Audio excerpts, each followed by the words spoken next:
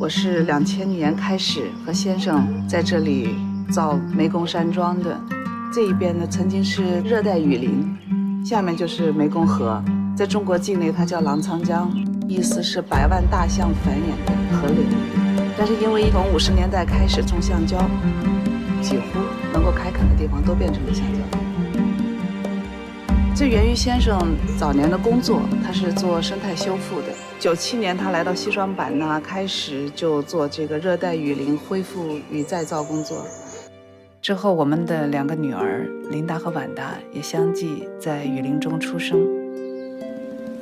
再造雨林的这个工作，实际上是把所有的原生种从幼树开始迁回到它原来的栖息地。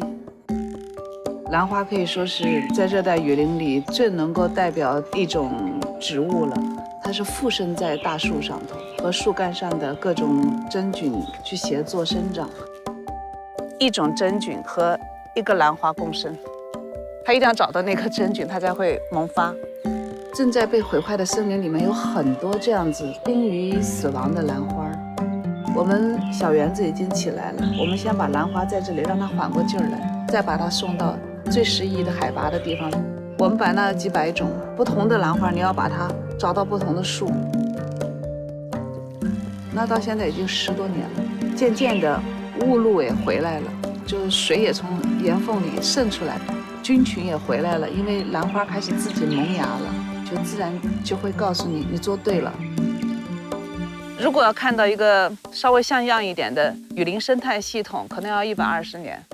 但是你知道，植物可以被人带回来种下去，但是动物不会。茶林实际上是再造雨林农业里很好的一个范本。这个地方的2大经济作物就是橡胶和茶。怎么收茶，怎么种茶，对这个地方太重要了。一片好茶林的树干上一定有很多的苔藓菌群，空气中你可以闻到花香，你听到鸟叫、蜂鸣。长在森林里面的茶才能够承接到生态系统里面的所有的好东西。在我们采春茶的时候，金兰正在开放，然后我又把兰花和茶树通过人的制作，然后我们来饮用。只有生物多样性越丰富，这个茶林的免疫才越强，这些茶树才能够世世代代永远站在那里。